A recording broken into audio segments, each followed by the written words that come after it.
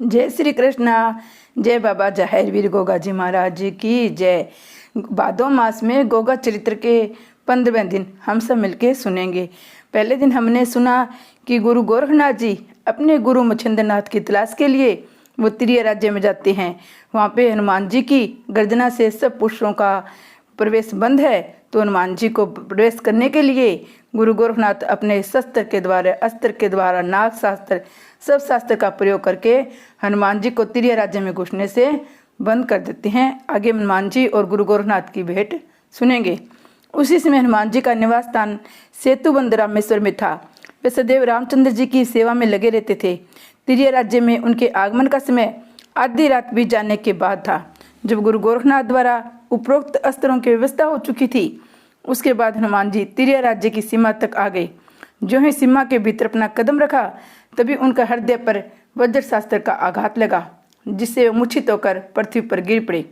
उनके पीछे इस शास्त्र ने अपना प्रभाव दिखाया, जिससे पृथ्वी के आकर्षण में बंध गए, जिससे सभी विधि गतिविधियां उनकी शांत हो गई। उसके बाद मोहन शास्त्र की बारी आई, जिससे वे सम्मोहित हो गए कि किसी भी क्रिया का विरोध न कर पाए।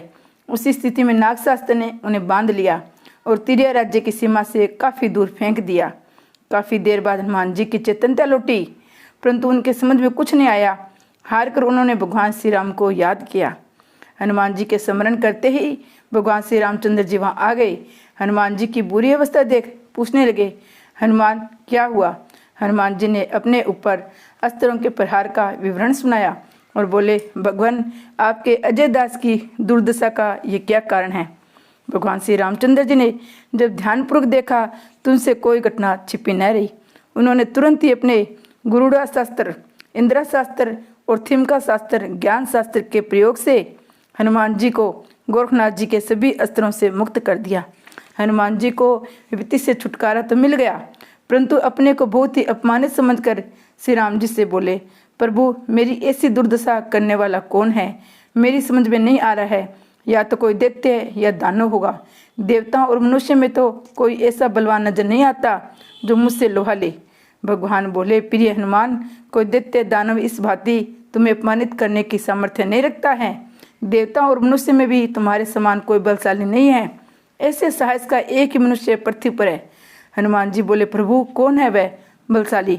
मैं उसे के दुष्ट कर्म की शिक्षा देना चाहता हूँ। भगवान श्री रामचंद्र जी हंसकर बोले, पवन पुत्र शांत हो जाओ। जो भी कदम उठाओ विचार पूर्वक उठाओ। बिना विचारे जो करे सो पाछे पछताए।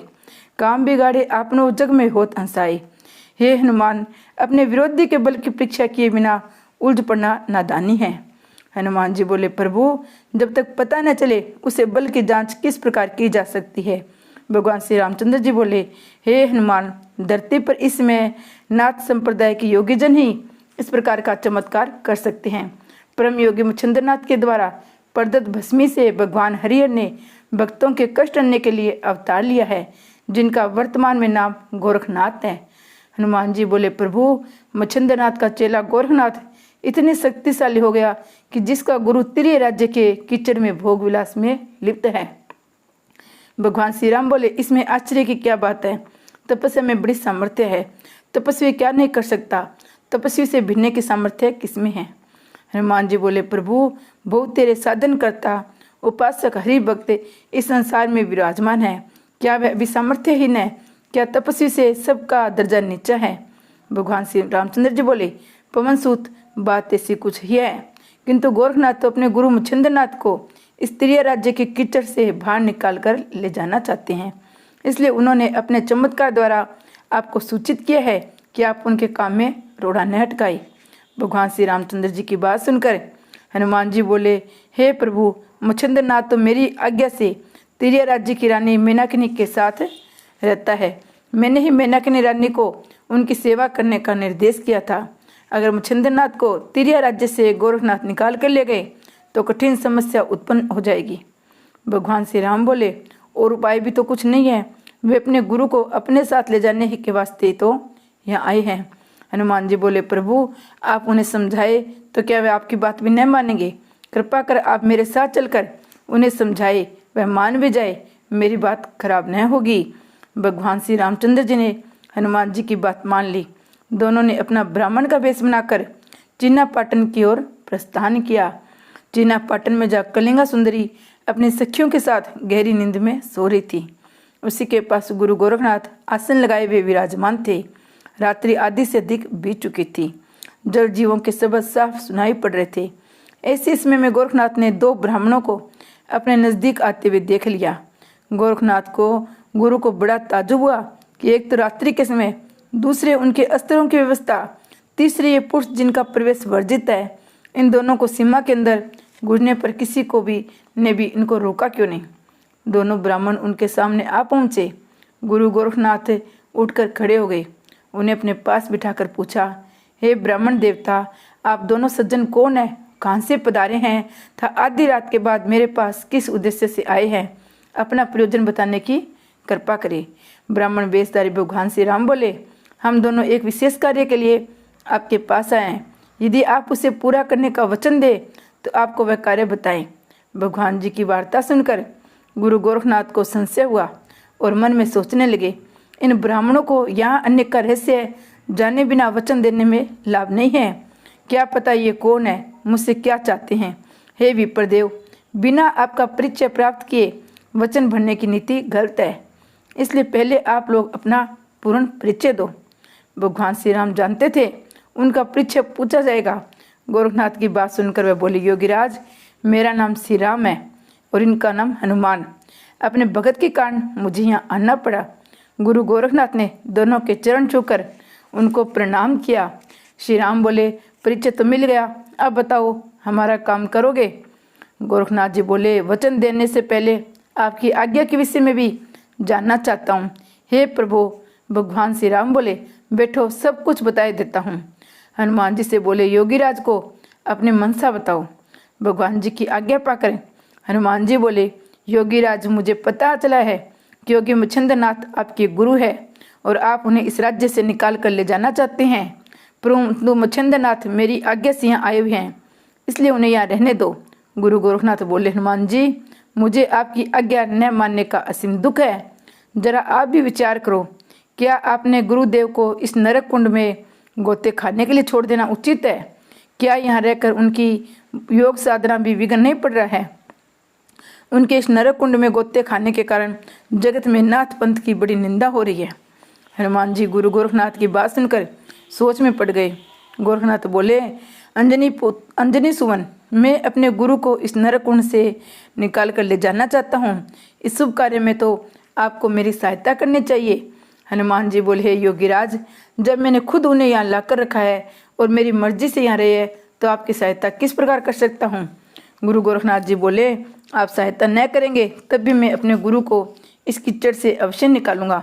मेरा कर्तव्य तो आपसे निवेदन करना था, सो मैंने कर दिया। हनुमान जी ने कुछ तरुस होकर कहा, गोरखनाथ, मेरे होते हुए आप उन्हें ले जा नहीं सकते। गोरख गुरु ने भी उत्तर दिया, हे कपिराज, संसार की कोई भी शक्ति मेरे इस शुभ कार्य में बाधा नहीं डाल सकती। इस प्रकार हनुमान जी बोले, तब आपको मुझसे युद्ध करना पड़ेगा। इतने पर भी गुरु गोरखनाथ कोमल स्वर में दृढ़ता से बोले, हनुमान जी, अगर सीधी तरह मेरा काम न बना तो युद्ध के लिए ही विवश होना पड़ा तो वह भी करूँगा। हनुमान जी ने क्रोधित हो अपनी गद्दा उठाई तो श्री रामचंद्र जी ने उन्हें समझाया, हनुमान जी, क्रोध किए से हर काम नहीं बनता। काम बनने के लिए नीति की आवश्यकता होती है। पहले आप मुझे ये बताइए, क्या रानी मेनाकनी को जीवन भर पुरुष सुख का वरदान आपने दिया है? हनुमान जी शांति से बोले, नहीं तो। प्रभु बोले, क्या तुमने मच्छिंद्रनाथ को जिंदगी भर राज्य सुख भोगने का वचन दिया है? हनुमान जी बोले, नहीं तो। प्रभु श्री राम बोले, तब तुम्हारा क्रोध करना व्यर्थ है। मच्छिंद्रनाथ काफी समय से तुम्हारी आज्ञा का पालन कर रहे हैं, अब उन्हीं की इच्छा पर छोड़ दो, वे गोरखनाथ के साथ जाए या न जाए।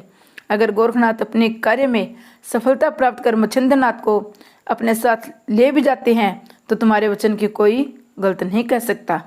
हनुमान जी नरम पड़ गए और बोले, क्या अब मेरा कुछ भी कर्तव्य शेष नहीं है? भगवान श्री रामचंद्र जी मुस्कुराकर बोले, शेष क्यों नहीं है? रानी मेनाकिनी और मच्छिंद्रनाथ को सूचना दे दो कि आपके तीर्य राज्य में गोरखनाथ आ पहुंचा है। अपने गुरु मच्छिंद्रनाथ को साथ ले जाने के लिए आप दोनों सचेत रहे। हनुमान जी ने भगवान के वचनों को सिरोधार्य किया। गुरु गोरखनाथ जी ने भगवान श्री राम को उपयुक्त नीति की सराहना कर श्री राम और हनुमान दोनों के चरणों में नमस्कार किया। भगवान श्री राम ने चलने का इशारा किया। तुरंत ही हनुमान जी उठ खड़े हुए। गोरखनाथ जी ने उनके प्रति आदर भाव करते हुए खड़े हो उनके साथ साथ चलने लगे। तभी भगवान श्री रामचंद्र जी महाराज अंतर ध्यान हो गए और हनुमान जी तिरिया राज्य की रानी मेनाकिनी के भवन में जा पहुंचे। उसी समय रात्रि काफ़ी बीत चुकी थी। राजभवन में शांति का वातावरण था। प्रकाश के लिए घी के दिए जल रहे थे। द्वार बंद था। सब सेविकाएं मीठी नींद में खराटे भर रही थी। जो हनुमान जी रानी के पलंग के पास पहुंचे तब वह प्रगट निंद्रा में वसीभूत हो अपने पलंग पर सो रही थी। हनुमान जी ने उसे कई प्रकार से जगाने का उपाय किया, परंतु उसकी निंद्रा भंग न हुई। हार कर उन्होंने रानी को झकझोर कर जगाया। अपने सामने हनुमान जी को देख वह एकदम हड़बड़ा गई। उसने उठकर तुरंत ही हनुमान जी को आसन दिया और उनके समक्ष हाथ जोड़कर बोली, प्रभु, इस बेवक्त पधारने का कष्ट आपने क्यों किया? हनुमान जी बोले, रानी, जिसका भक्त संकट में हो उसे कैसे चैन पड़ सकता है? हनुमान जी की बात सुनकर रानी मेनकानी एकदम घबरा गई और हाथ जोड़कर बोली, मुझ पर कौन सा संकट आने वाला है प्रभु? हनुमान जी बोले, रानी, वह कोई खास संकट नहीं है, फिर भी मानसिक दुख बड़ा भारी है। मेनकानी बोले, आपकी रक्षा में रहते हुए संकट वह चाहे कैसा भी हो, बड़े ताज्जुब की बात है। फिर भी कौन संकट आने वाला है, स्पष्ट रूप से बताने की कृपा करो। हनुमान जी स्पष्ट कर कहने लगे, तुम्हारी प्रार्थना करने से मैंने तुम्हें कहा था कि रति इच्छा मच्छिंद्रनाथ द्वारा पूर्ण हो सकती है। ये 12 वर्ष से तुम्हारे पास रहकर तुम्हारी हर इच्छा पूर्ण करते रहे हैं, जिसकी वजह से तुमने एक पुत्र रतन भी पैदा किया है। और मच्छिंद्रनाथ का चेला गोरखनाथ बड़ा ही दुराग्रही व शक्तिशाली है, जिसके सामने किसी का भी बस नहीं चलता। उसने अपने गुरु के अलावा दूसरे तरीके से भी अनेक विद्याएं सीख ली है, जिनके द्वारा नया संसार रचाया जा सकता है और नष्ट भी किया जा सकता है। वे अपने गुरु मच्छिंद्रनाथ की तलाश में यहाँ आ पहुँचे हैं। वे उन्हें अपने संग वापस लेकर ही जाएंगे। हनुमान जी की बात सुनकर रानी मेनकानी बहुत घबराई। हनुमान जी के चरण पकड़ लिए, प्रभु, कोई युक्ति कीजिए जिसे गोरखनाथ उनिया न अपने संग न ले जा सके। हनुमान जी बोले, संसार की सभी युक्तियों को काटना वह जानता है। मेनकानी घबराकर बोली, तो प्रभु, किस प्रकार उन्हें समझाकर ही मनाइए। हनुमान जी बोले, वह समझने से नहीं मानता। इस नरक कुंड से अपने गुरु को निकालकर वह ले जाएगा। मेनकानी बोली, तब कोई उपाय नहीं है प्रभु? इस पर हनुमान जी ने उत्तर दिया, मेरी समझ में एक उपाय है। तिरिया चरित्र द्वारा मच्छिंद्रनाथ को अपने मोहिनी द्वारा बस में रखो। यदि तुमने मच्छिंद्रनाथ को अपने रूप जाल में फांस लिया तो गोरखनाथ बिना अपने गुरु की इच्छा के किसी भी प्रकार उन्हें न ले जा सकेगा। अगर तुम्हारा बंधन ढीला हुआ तो गोरखनाथ उन्हें अवश्य ले जाएगा। रानी मेनकानी कुछ और पूछती, परंतु सुबह हो जाने के कारण ब्रह्म मुहूर्त में हनुमान जी अंतर ध्यान हो गई। रात्रि समाप्त पर थी। प्रातःकाल दिन निकलने के समय निकट था। कालिंगा सुंदरी व उसकी सभी सहेलियां की निंद्रा भंग हो गई। उन्होंने उठकर देखा, गुरु गोरखनाथ पद्म आसन लगाए हुए अपने आसन पर विराजमान है। वह सब नित्य क्रम में फारिग हुए। गुरु गोरखनाथ भी तैयार बैठे हुए थे। सबके रथ में बैठ जाने पर सारथी के स्थान पर बैठे वे रथ हाँकने लगे। चिन्ना पाटन से चला रथ तिरिया राज्य की राजधानी श्रृंगमुंड के राज्य सभा में प्रथम द्वार पर जा पहुंचे। यहाँ गोरखनाथ ने तुरंत रथ रोक लिया। तब सुंदरियां रथ से उतर पड़ी। तभी कालिंगा सुंदरी ने गोरखनाथ से कहा, संत जी, अब आपको तुरंत स्त्री रूप बना लेना चाहिए, अन्यथा आपके साथ हम सब पर भी संकट में फंस जाएगी। इतना सुनते ही गुरु गोरखनाथ ने योग माया द्वारा अपने चोले को नारी रूप में बदल डाला। उनका स्त्री रूप निहार कर कालिंगा सुंदरी अपनी सखियों से विस्मित हो गोरखनाथ जी से बोली, बाबा जी, आपने तो सुंदरता को मात दे दी कि तो बात ही क्या है। शायद इसी तिरिया राज्य की कोई भी सुंदरी आपके मुकाबले में सुंदर न निकले। कालिंगा सुंदरी की वार्ता सुनकर गुरु गोरखनाथ मुस्कुरा दिए। कालिंगा ने राज्य नियमानुसार अपने एक सखी को सेविका के रूप में रानी के दरबार में भेजा, जिसने मच्छिंद्रनाथ के पास बैठी हुई मेनकानी महारानी को अपने दोनों हाथ जोड़कर नमस्कार करके निवेदन किया, आदरणीय महारानी जी, मेरी स्वामिनी कालिंगा आपके सामने अपनी संगीत कला का प्रदर्शन दिखाना चाहती है। यदि आज्ञा हो तो हम लोग अपनी कला दिखाकर आपका मनोरंजन करें। भक्तों, महारानी मेनकानी इसमें अपने मानसिक दुख से काफ़ी परेशान थी। परंतु मन बहलाव के कारण तुरंत स्वीकृति दे दी। सेविका ने कालिंगा सुंदरी से आकर निवेदन किया। स्वीकृति तो मिल गई, परंतु महारानी कुछ अनमनी सी बैठी है। तुरंत चलकर अपनी कला द्वारा उनका मनोरंजन किया जाए तो काफ़ी पुरस्कार मिलने की संभावना है। कालिंगा सुंदरी ने सिंगरी अपनी सहेलियों सहित स्त्री वेशधारी गुरु गोरख को लेकर दरबार में पहुंच महारानी को अभिवादन किया, जहां अपने रतनजड़ी सिंहासन पर मच्छिंद्रनाथ के साथ विराजमान थी। अभिवादन के बाद कालिंगा सुंदरी की सखियों ने अपने अपने साज ठीक किए। गुरु गोरखनाथ ने भी अपने स्त्री वेश में तबला बजाना शुरू कर दिया। सवर आदि ठीक कर कालिंगा सुंदरी भी अपने मधुर कंठ से गाने लगी, जिसने सभी स्त्री सभा का ध्यान आकर्षित किया। फिर उसने गाना बंद करके नाचना आरंभ किया, जिसे देखकर सभी ने उसकी भरपूर प्रशंसा की। तभी कुछ महिलाओं का ध्यान मर्दंग की थाप की विशेषताओं की तरफ गया, जो अद्भुत थी। मर्दंग की ध्वनि सुनकर महारानी निमग्न हो गई, किंतु मच्छिंद्रनाथ उसको सुनकर बेचैन हो गई। मर्दंग की ध्वनि से विशेष शब्दों का बोध मिलता था कि चेत मच्छिंद्र गुरु गोरख आया। आहिस्ते आहिस्ते ये शब्द और स्पष्ट हो गए, जिससे उनकी व्याकुलता अधिक बढ़ गई। सिंहासन पर बैठना कठिन हो गया। उन्हें बेचैन देख महारानी मेनाकनी ने पूछा, मुझे लगता है आपके नृत्य में रुचि नहीं है, आप कहे तो इसे इसी समय समाप्त करा दिया जाए। मच्छिंद्रनाथ बोले, नहीं, अचेत हुआ तो नहीं हूँ, पर सचेत जरूर कर दिया गया हूँ। रानी ने उत्सुकता से पूछा, आपका अभिप्राय मैं समझी नहीं। मच्छिंद्रनाथ बोले, नहीं समझी तो समझने का प्रयत्न करो। देखो इस मृदंग से क्या ध्वनि निकल रही है। वह बोली, आप ही बताए, मुझे तो इसके समझने का अधिक ज्ञान नहीं है। मृदंग की ध्वनि साफ कह रही है, चेत मच्छिंद्र गोरख आया। अगर ध्यान से सुनोगी तो समझ में आ ही जाएगा।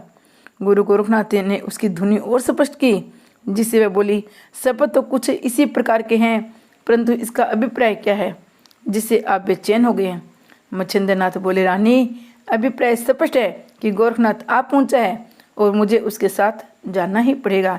जय गुरु गोरखनाथ जी की जय। जय बाबा जाहिर वीर की जय।